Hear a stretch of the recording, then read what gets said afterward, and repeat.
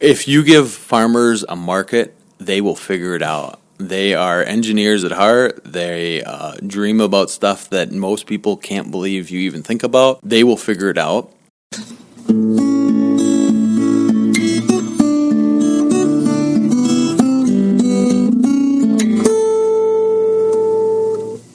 Welcome to the 392nd installment of Ear to the Ground, the Land Stewardship Project's podcast on family farming, regenerative agriculture, community food systems, and local democracy. I'm Brian DeVore, editor of the Land Stewardship Letter. It's no secret that diversifying farming operations out of the corn-soybean duoculture is key to building soil health. That's the ecological and agronomic side of the picture. But how do farmers step out of the row crop rut in a way that's profitable? After all, even the most soil-friendly practice is not sustainable in the long term if it doesn't pay off at the bank. LSP is grappling with that question via field days, workshops, and one-to-one meetings involving farmer members of our Soil Builders Network, which covers parts of Minnesota, Iowa, and Wisconsin. In recent years, members of this network, as well as other farmers in the upper Midwest, have shown interest in integrating a small grain like oats into the typical corn-soybean rotation. Oats actually have a long history in the Midwest, but in recent decades, corn and soybeans have crowded out just about any other third crop out there. As an export-driven system comes to dominate, markets consolidate, and government policy that emphasizes the production of row crops becomes more entrenched. The soil health benefits of a diversified rotation are pretty straightforward. A plant like oats has lots of fibrous roots that help build soil biology and aggregate structure. It relies less on chemical inputs like nitrogen fertilizer and also breaks up weed and insect pest cycles, thus lowering a farmer's reliance on pesticides. Finally, since oats are harvested in late summer, they can open up an early planting window for getting cover crops or a future forage crop established by fall. It doesn't hurt that although oats are no longer a major part of the typical Midwestern cropping regimen, most rural communities seem to have at least one or two farmers around who know how to raise and harvest them. That's all well and good, but the big reason oats have been garnering a lot of attention recently is because of the potential they offer for being a lucrative way to diversify and build soil health. It turns out the U.S. imports roughly 90% of the oats used for human consumption here, and demand for this healthy food is on a significant upward trend. That's why recently there have been some exciting efforts in the region to revitalize a local processing and marketing infrastructure for oats. For example, southeastern Minnesota farmer Martin Larson and other members of the so-called Oat Mafia have been banding together to find local markets for the crop. In addition, as I record this, a major oat processing facility is being built in Albert Lea, Minnesota. Scheduled to go online in August 2026, Green Acres Milling has 135 farmer investors. The brainchild of Iowa farmers Landon and Ann Plagy, Green Acres has the potential to profitably diversify the rotation on tens of thousands of acres in the region. No wonder whenever LSP holds a meeting related to small grains, it's standing room only. But what I find most exciting about the Oat Mafia and Green Acres endeavors is not that they're helping revitalize interest in this one specific small grain. After all, hitching our wagon to one so-called magic bullet crop is what's gotten farmers in trouble in the first place. What could be a real game changer is that a crop like oats provides an opportunity for commodity farmers used to producing for the livestock industry, the export-driven commodity market, or the biofuel industry to enter a world of raising food for direct human consumption. Just as oats can be a gateway crop for building soil health, they can also offer an entryway into connecting with eaters who are interested in health and the environment and are part of a marketing infrastructure that will pay farmers to produce a variety of food-grade crops in a soil-friendly manner. Food companies that emphasize healthy eating don't just need oats. They also desire other ingredients that can be raised right here in the Midwest. The idea that modifying the corn-soybean rotation just a little can open up other possibilities for diversifying a farmer's portfolio really struck me recently as I was having a conversation with Matt Kruger. Matt is the Director of Strategy and Development at Green Acres. Through that position, he works with the mills, farmer investors, as well as food companies looking to purchase oats for their products. He brings an interesting perspective to this position. Besides growing up on a southeastern Minnesota dairy farm, Matt also worked for a local soil and water conservation district office at a time when the soil health movement was taking off in the region. In addition, he recently spent 8 years at Land O'Lakes, where he assisted farmers in adopting soil health practices in hopes of helping them access markets that pay for sequestering carbon. And he and his wife Maggie, along with their 1-year-old Lyle, live on an 80-acre farm near Pine Island, Minnesota. During the past 5 years, they've been using diverse rotations of crops, cover cropping, and rotational grazing of a cow-calf herd to revitalize soil that had been pretty worn out by years of intensive corn-soybean production. In short, Matt is in a good position to see some of the opportunities available for getting rewarded in the marketplace when soil-friendly practices are adopted. But he's also aware of the agronomic and economic challenges farmers face when seeking to diversify. On a frigid January afternoon, I stopped by Matt's farm to chat with him about approaching soil-friendly farming through a food-grade lens. We also talked about how making that third crop profitable can help close the nutrient cycle in an environmentally and economically sustainable manner, and how, in some ways, the current state of the soil health movement provides a perfect opportunity to tap into the healthy food market. To Matt, it's all about building relationships, even if it means striking up a conversation with a truck driver at a gas station in Lime Springs, Iowa. I was wondering if you could talk a little bit about this idea of how farmers can make diversity pay off. I guess it's one of those ideas that everybody loves, like puppies and apple pie, but it really does have to pay. And I'm wondering if we are at a moment where maybe some things are coming together where maybe we can start to make that pay a little bit. Yeah, it's one of the goals of most farmers is, right, how we can not lose money farming and how we can make it pay. And like, if you think the beef side of it, right, do direct market, you sell your beef to a locker plant, you kind of have it sold before it's delivered type of deal. With grain, for oats, essentially that's exactly what we're trying to do, is cut out the middlemen. And we are building a mill, and it's owned by farmers, so that we can get, the mill's just going to operate in its space to cash flow, but really it's not there to get rich. It's for the farmers to make money and actually grow a crop that fits in their rotation, that is awesome for the environment, right? You plant oats the first day the ground is fit for it. So essentially, if you can drive a tractor across it, you should probably be planting oats. So we can get ahead of some of the weed pressure, right? So then just by dumb luck, we'll have less chemical use because of we're ahead of most wheats with canopy or just grass cover with those oats. And then we're harvesting the last week of July. It always turns out to be right on my birthday, too.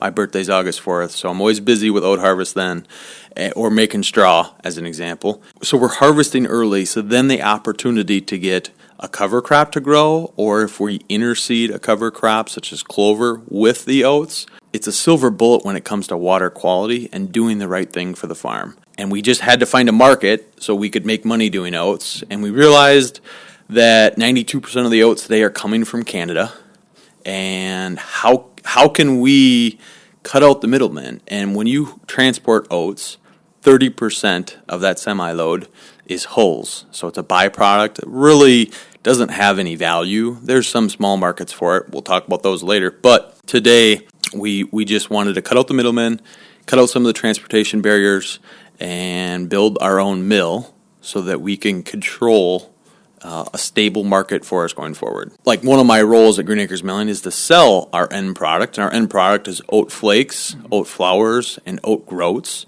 And think of granolas, think of the kernels and trail mixes, and think of flour such as oat milk as an example. We're going to be all domestic oats. We're going to be gluten-free. The 4 crops that have gluten are wheat, barley, triticale, and rye. And most farmers in my area or invested in this mill don't really grow wheat, barley, or rye. Yeah, you can do rye as a cover crop, but don't really let it go to head or to seed, because then we'll have some issues. So we can be really confident that we'll be gluten-free when a lot of other mills also mill barley or wheat. So they struggle to be gluten-free. And right now there's, not a trend, but the celiac disease, there's concerns around gluten in the marketplace. So I think there's going to be a trend towards gluten-free going forward. and we're able to meet those demands too. I think that's really interesting because for years, people have been telling farmers, and farmers have been saying, yeah, I'd like to have a third crop. I'd like to have a revenue-producing crop, as opposed to cover crops, which, unless you've maybe got livestock to graze on it or whatever, is not a per se revenue-producing crop, even though you can make arguments for it's going to save inputs, fertilizer inputs, and cut back on herbicide use, that kind of thing, because of the diversity you're providing there and breaking up pest cycles. But this is a good example of an actual crop which kind of serves the purpose of a cover crop in a way. It's building that soil health and providing those roots at a time maybe when you aren't having good roots and cover on the landscape, and providing windows for getting maybe cover crops in later after that harvest in August or whatever, and actually getting paid for it's not as much of a, how do I say this? You're not trying to just say, you should do this out of the goodness of your heart, or you have to look 5 years down the road to see the benefits of it, kind of thing. You can see that more immediate benefit. Yeah, we're not leaning into cost share dollars to make oats pencil, right? Truly, it's a crop that is selling itself. We just have to produce a good product. And there's always been concerns you can't grow quality oats in southern, essentially where we're located. We've done it for a while. There's a group of farmers around here that have done oats. I've done it since 2020. And we've been able to hit specs and hit food grade quality. Like, I think that's a myth that you can't do it here. Mm-hmm. Yes, Canada oats typically have really good test weights and can hit specs without question. We can do it too, it's just we don't try. Oats in the past have been known as a nurse crop on your alfalfa fields, and you don't really fertilize them, you don't ever fungicide them, you don't really plant them to the right population, you just throw them out there. And we're doing it differently. We're getting them an inch and a half in the soil when we plant them, and we are, I'm putting 30 to 40 pounds of nitrogen out there, a bunch of phosphorus and potash. Actually, this year, kind of a fun story, I'm switching over to chicken litter. Actually, it's called brood litter. I wanted to close the loop or do upcycling, what food companies like to call it. So I'm buying litter from poultry barns that I'm going to use to fertilize my oats. Next year, when we have the mill up and running, I want to sell them oat hulls that they can use as bedding. Today they do that, not always, but sometimes, instead of wood shavings. So I want to sell them oat hulls and then buy it back, 8 weeks later and use that as fertilizer for my oat fields. I've heard of really good results so far, and then that way it's kind of the full circle. It's a cute story, especially for food companies, of the upcycling or recycling. Yeah, and it's closing that loop. I mean, and that's such a key issue. We're sitting here north of Rochester. Southeast Minnesota, no secret, has a major nitrate problem in its water. And so anything we can do to close that nutrient cycle is just so key. Yeah. Consumers like my wife, the millennial mom buying groceries from the store, care about locally sourced, care about less synthetic fertilizer, less chemical use, and I'm trying to mimic that on my farm and grow food on my farm. This year I also did sunflowers on my farm, well, technically last year, 25. The company, the granola mix sitting right in front of us at the kitchen table here, 7 Sundays, they are buying sunflowers locally, and we're trucking them up to Perez, Minnesota. Schmoody Oil's they're pressing them for oil, and then the byproduct, 7 Sundays buys and turns into sunflower cereal or sunflower protein, and they're getting those sunflowers right here from Minnesota. What did you say, there's 134 farms? 135 farmers. 135 farmers who have signed up, and if they, I don't know what they would average per farm, how many acres they might raise, but that would you're starting to have a significant impact on what the landscape looks like a little bit. We're going to source around 40,000 acres of oats from the furthest the guy's trucking it is 6 hours, but most of the guys are within an hour or two of Albert Lea, Minnesota. But 40,000 acres is pretty significant when it comes to oats because that's fairly small in the supply chain today. We don't have near that kind of acreage today. All right, I think around here in Rochester, there's about 60 guys planting, and it was close to like maybe 7,000 acres. So now we're going up to 40,000. There's room where maybe we double down the road at the oat mill. If this hits and takes off like it should, like we're planning, there's room to double. And where I see value, like as a Minnesota taxpayer, we care about 10,000 lakes, right? It's on our license plates. Read it every day. We're spending money as taxpayers on cost share programs such as cover crops and grade stabilization structures. And like maybe we should consider more of an oat crop that, right, I've talked about the benefits where you plant it early, you harvest it early, you get an awesome window for a cover crop to go or like a hay crop to grow afterwards. Maybe we should focus more of those dollars into something like that. In return, we just get water quality benefits, right? And for oat crop, I need 30, 40, 50 pounds of nitrogen to grow it. It is a grass crop compared to 200 for corn, right? There's a lot less risk for nitrate leaching when we're dealing with oats. Yeah, and it really starts to look good when you start interseeding, say, clover in there, that kind of, which fixes nitrogen for folks who aren't aware of that, and so you are really reducing how much nitrogen fertilizer you're relying on. Yeah, and then the next year, if you do that clover, like last year, I no-tilled my corn into my previous clover stand from the year before where I had oats.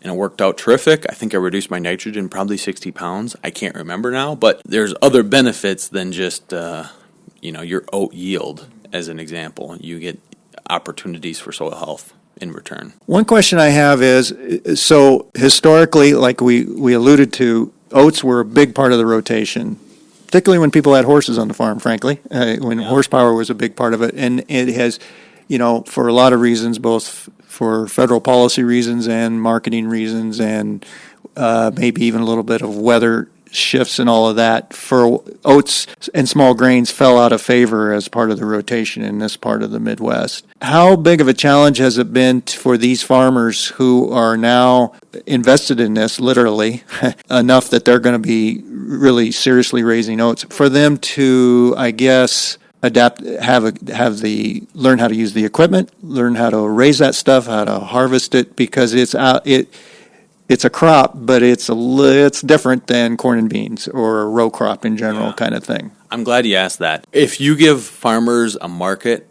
they will figure it out. They are engineers at heart. They dream about stuff that most people can't believe you even think about. They will figure it out. I didn't know anything about harvesting oats my first year. I had an old John Deere 4400 combine.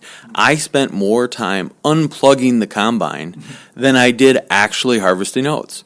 Yeah, there's learning pains with everything. Starting is the hardest part. So I'm not concerned. Farmers will figure it out. There's enough resources out there. There's groups. We get together quite often as a group where we talk about some of the pros and the cons and the do's and the don'ts. With our network of 130-some farmers, we're willing to share amongst each other. We've given 3-year contracts to these farmers for for them to grow oats for the next 3 years at a set price. So there's no competition between us. We all want to grow good oats, high quality, so that the mill succeeds. So there's a lot of cross collaboration amongst our group, which today farming has kind of created itself into a competition of let's compete against our neighbors, and that's not the case with this oat mill. We're all trying to succeed, and we hope it takes off, right? We would love to have more oat acres out there, and I talked to a guy today over in Laverne, Minnesota. He was talking to his grandpa, and they did 125 bushel oats back in the 70s. So it's kind of funny, that's what I'm doing now, and that's what they did in the 70s. Imagine if we actually put some thought into it, what we can do with oat yields down the road. I think that's an really important point. In some ways, it's a perfect storm of things coming together in good timing. In that, so I remember when the University of Minnesota had an oat breeder, and then when he retired, they didn't replace him. And so for the past several years, there really hasn't been that support through, say, the traditional U of M extension system or whatever for a crop like this. But what's maybe replaced that a little bit is this huge interest in soil health. Oats was seen as one aspect of that. It was like a gateway practice or a gateway crop into building soil health by diversifying your system. And in order for that to be supported and to get the word spread, it relied on farmer-to-farmer education. And this area there's a really strong group of couple strong groups of farmers who have been sharing that information. So it wasn't like you came in, built this plant, and then said, okay, start raising a crop you're completely unfamiliar with. A lot of them were familiar with it already as a soil health practice.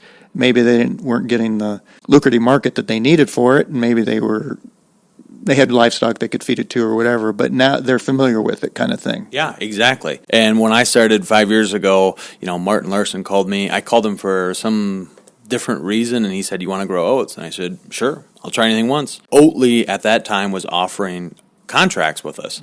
A year later, it didn't work out because of the transportation logistics of COVID, but they kind of helped spark the oat interest in southeast Minnesota, southeast Minnesota, and got me going and realized oats are fun and easy. Well, not really easy, but they're fun to grow, breaks up your harvest season.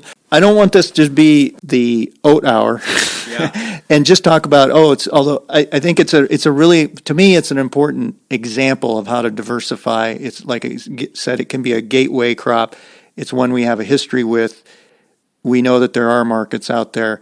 So it's a really great, it's just a great entryway. But I guess I was wondering if you could talk a little bit about how, looking beyond oats, how this maybe could be an entryway to more, because we don't ever want to get too fixated on a silver bullet. Yeah. Who knows? I mean, people could decide all of a sudden they don't want oats in any way, shape, or form, and then there we are. But how can this model or this serve as a model or an example of how to diversify agriculture in a profitable way? How I think about it, right? So today I have food grade oats in my rotation. What comes next? So food grade sunflowers I did this year, right? And then I'm talking to a company about food grade soybeans going forward. And then the other thing I'm thinking, so food grade soybeans, let's close the loop on that quick, right? Soy milk is popular.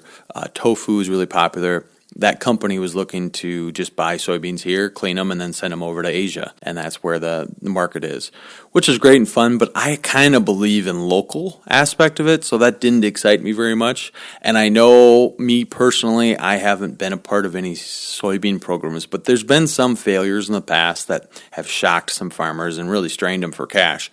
So I don't want to get too excited over soybeans as an example. And I don't really like what they do for my rotation just because there's high risk for erosion. There's not a lot of crop residue out there.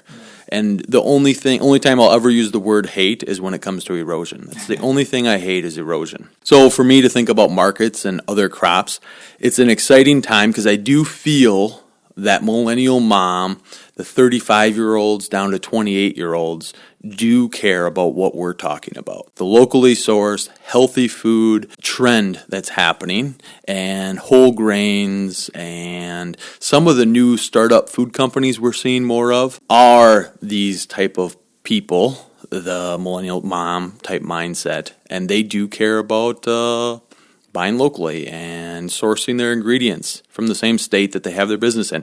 Realizing that freight is a barrier, how can we mitigate some freight?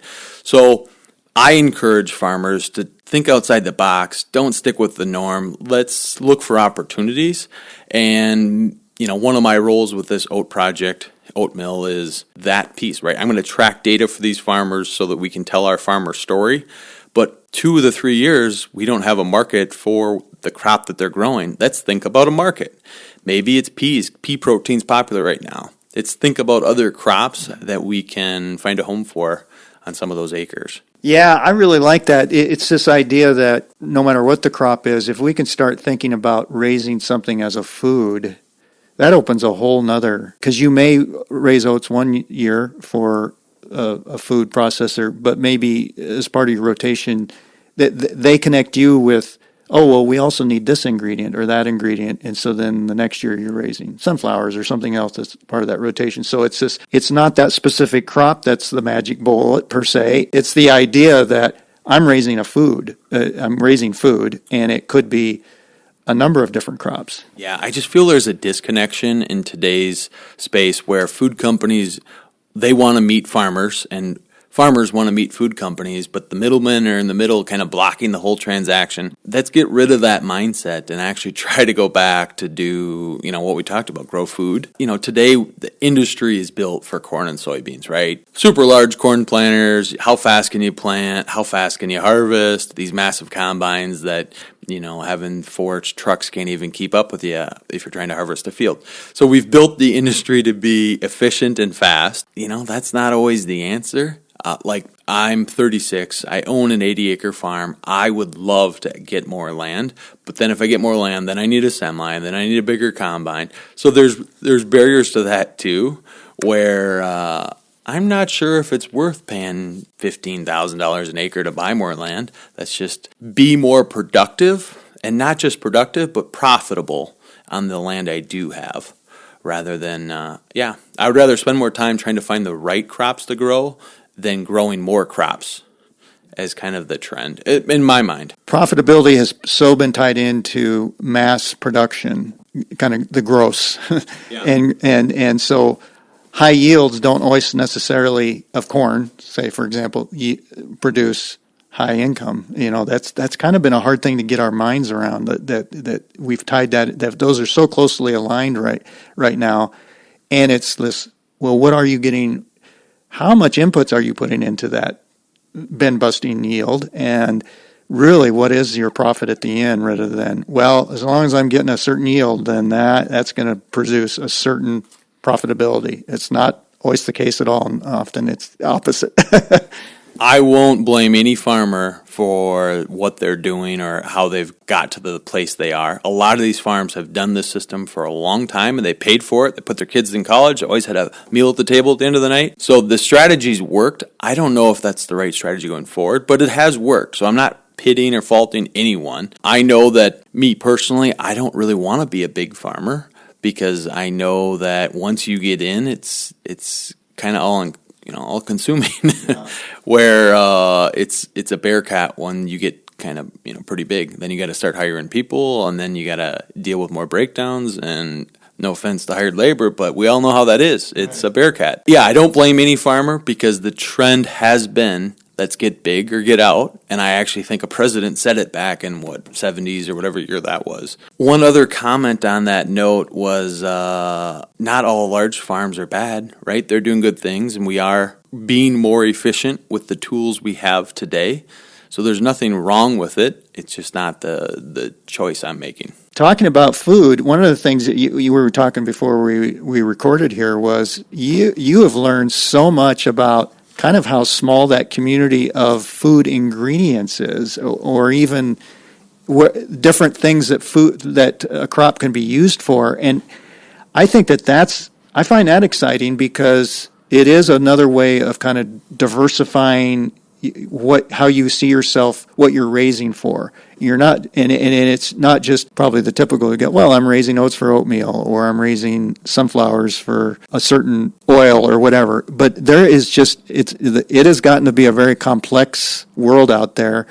And there's right now a real interest in high protein foods, that kind of thing. But that offers some real opportunities, and farmers don't need to be aware of all of that, but they need to maybe somehow be connected with somebody who is aware of that and can take advantage of that. Yeah, with my role now selling our flakes, flour, and groats to food companies, I'm learning a pile, right? And one ingredient we're talking about is the byproduct, the hulls, right? 30% of your semi-load is a byproduct, and it's just the shell of the oat, the hull. Today, you're not making much money on it. You're just trying to get rid of it, because, if I take in 15 trucks a day, I got 5 of them that I need to get rid of oat hulls. They take up space. So I was at a Lime Springs gas station at Casey's down there, and I started talking to a trucker. Oh, where are you heading? Oh, an hour north of the cities. Oh, what are you doing? Or what are you trucking? He said, oat hulls. I said, funny, that's the business I'm in. Where are you going, and what are they doing? And they're turning them into a filler for a cookie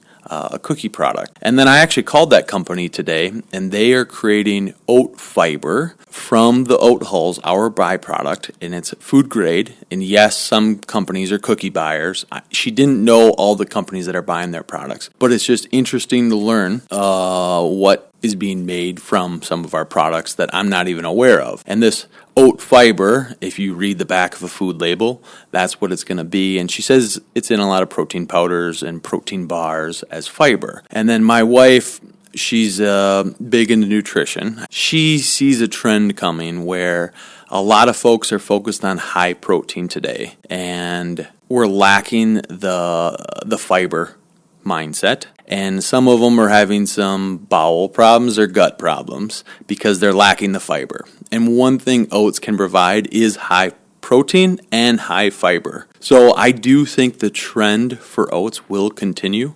I mentioned the gluten before, but mostly because the nutritional value of oats with some of the other benefits such as fiber are going to help us grow the trend. Today in Europe, they're eating like 27 pounds per capita. The U.S. is at like 5 or 6 pounds per capita. So we have it's about an 8% trend positive, which is good, but 8% of 6 pounds is what, 0.8 or something like that? That's pretty small. So it's not a quick growth, but I do think it's going to grow, and it is a healthier option for a lot of Americans. Well, there's a good argument for striking up a conversation at a gas station. You never know what you're going to learn. Yeah, opportunity. Opportunity, yeah. One of the things I wanted to touch on was if you had any, from your own experience and kind of the farmers you also work with, if you've kind of got any advice or ideas around how a farmer can reduce their risk when they diversify, because like you said, there's a good reason the Midwest is covered in corn and beans. It's in some ways a low risk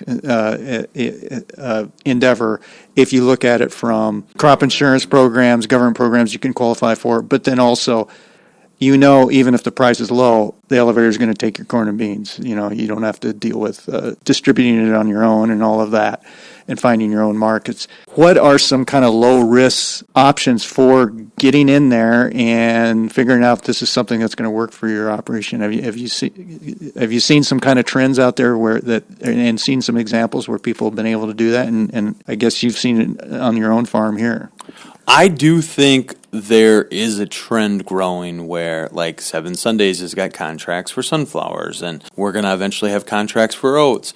So I do think there's a trend coming where there is more opportunity to find niche crops. There's a risk with all of them. Like, for me to do 14 acres of sunflowers, I had to go buy a sunflower head because there's no local farmer that has a sunflower head. It was a 653 all-crop head that I had to go 2.5 hours away to Wisconsin to get. That took most of the value out from making any money on sunflowers, but I took the risk because I'm hoping to grow more sunflowers down the road. I don't know if I have the solution to, like, hey, what should you farmers do to reduce risk or to find alternative crops? I would say pay attention to the markets and opportunities that are out there, especially with food companies, because I do think there's Minnesota-based ones that care and are looking for growers that want to try a different crop. Buckwheat. I've been hearing more of them. I don't know any farmers that are doing buckwheat or black beans, but I think there's opportunities that are growing. Speaking of risk and all of that, what is the situation of, like, for crop insurance for, say, something like oats or a small grain like that? Absolutely. One of the barriers is crop insurance. So for oats, right, I can't remember the exact numbers, but it was around, I paid $8 an acre for 72 yield for my oats. And my oat goal is around 110 bushel the acre, and then 80% of 72. So it's not very good math to have crop insurance on oats because it's based off of essentially feed grade oats at Chicago Board of Trade, which is like $350. So terrible price, terrible yield, right? But you need to build your T yield back up. So that's why I have the crop insurance. It'll probably never pay. We're trying to work similar to like organic contracts, food grade contracts, to get it based off what our food grade contracts are versus what Chicago Board of Trade is. So then it is worthwhile for farmers to have a contract or have crop insurance. I know for my sunflowers, I had to have a letter written by 2 experienced crop consulting people to get crop insurance on sunflowers because I was like the only guy in Dodge County who ever applied for sunflower crop insurance. What other challenges are there for farmers who want to diversify, other than maybe the lack of markets? What are some other things that people need to overcome? Because I don't want to make this sound too easy and just, Everyone should do it. Everybody should do it. If it works great, everybody should do it. And, but what are the other challenges? Because you must see that. Yeah, well, absolutely. Grain drill, right? If you're corn and soybeans, you have no purpose to have a 7.5-inch grain drill, and preferably no-till grain drill to drill in oats. So that's one barrier to equipment. And you got to harvest the oats. And if you want to be like me and make the straw, you're probably going to swath them. And swathers you don't even see those at auctions anymore. That's how obsolete they are. Yeah. So you need swathers potentially. A lot of guys, if you're large-scale oat farming, you're going to take it with a soybean head. Auger or draper head work. So the equipment piece. Yeah. I personally am going to probably invest in a grain drill. I've already invested in a dummy head for the combine. And then I do have one neighbor who owns a swather still. So I hire him to swath for me. So those are some of the barriers. Like I did sunflowers this year. Planted them with the same corn planter I used, John Deere 7000, with the finger units. I was able to make the sunflower seeds work. The one thing, though, is there's not many. I'm trying to transition to organic, but I'm not there yet. I did spray my sunflowers, but there's very limited options for herbicide on sunflowers. So I pulled out a 6-row cultivator out of a guy's fence line that hasn't been used in 20 years and tried to cultivate. First time ever I've actually cultivated before between the sunflower rows to manage some of my weeds.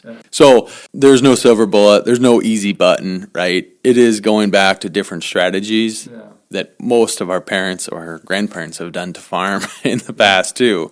So, it's not easy. And today, traditional farming with corn and soybeans has become pretty easy, right? There's chemicals for everything. There's corn planters that are more expensive than most mortgages that can get the job done. You use them for 2 weeks a year and, they're more expensive than your house. So, it's just one of the, that's what we're dealing with today. So I was wondering, when you're on your own farm here, this is the time of year when farmers plan, and when you're doing a complex rotation, you're planning several years ahead. Can you take us a little bit through your decision-making process for setting up a rotation a little bit? I hope you think about it, but yeah. I do. Don't make fun of me. I'm not a traditional guy. So I have 70 tillable acres on my home farm here, which is an 80, and I have a contract where I have to deliver 7,000 bushels of oats annually to the seed house or to the mill.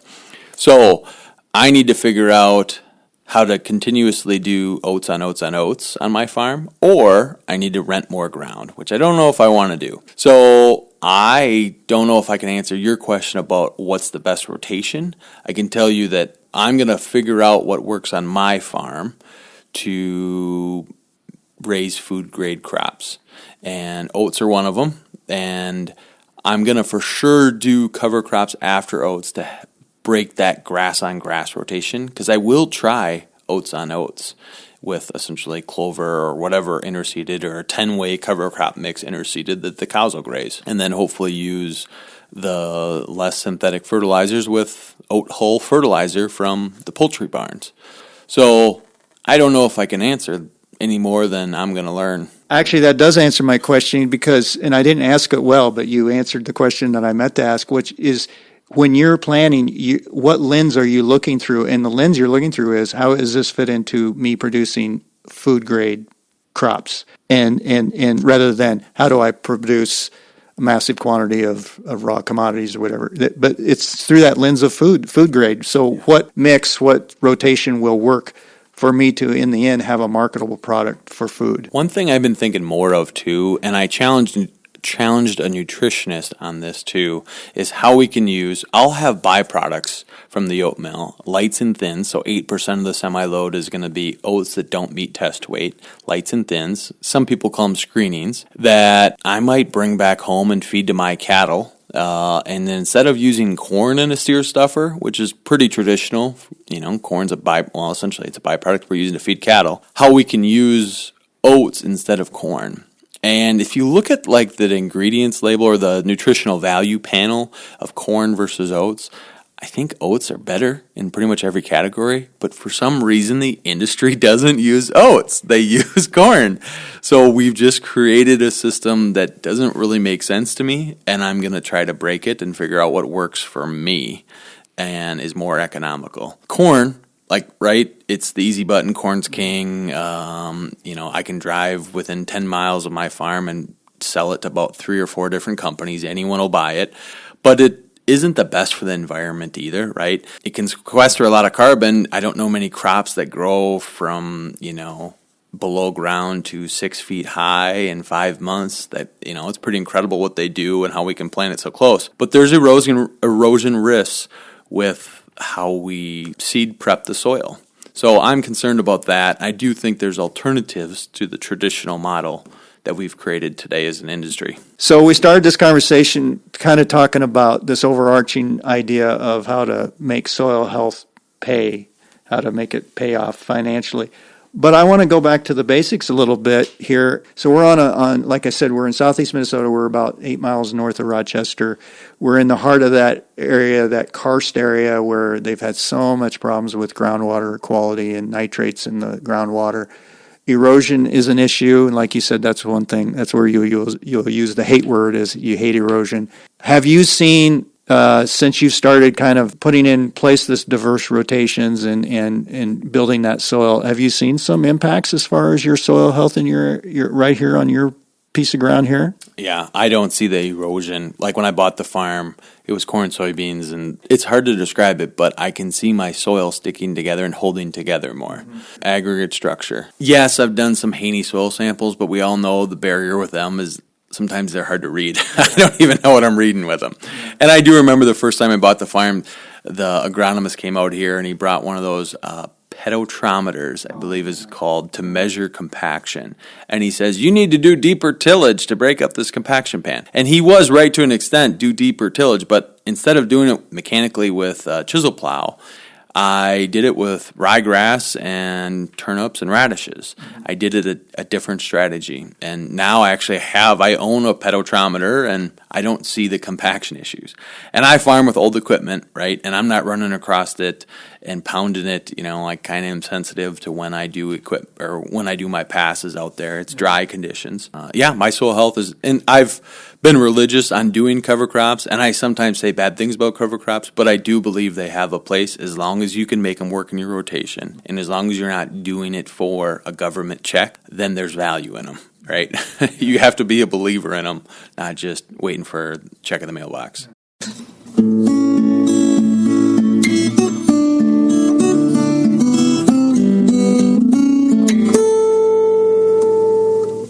For more on how small grains and other so-called alternative crops can help build soil health while diversifying and fortifying a farmer's financial bottom line, see the podcast page for Ear to the Ground episode 392 at landstewardshipproject.org. There you'll find links to LSP small grains meetings and workshops. If you have comments or suggestions about this podcast, contact Brian DeVore at bdevore@landstewardshipproject.org, or you can call 612-816-9342.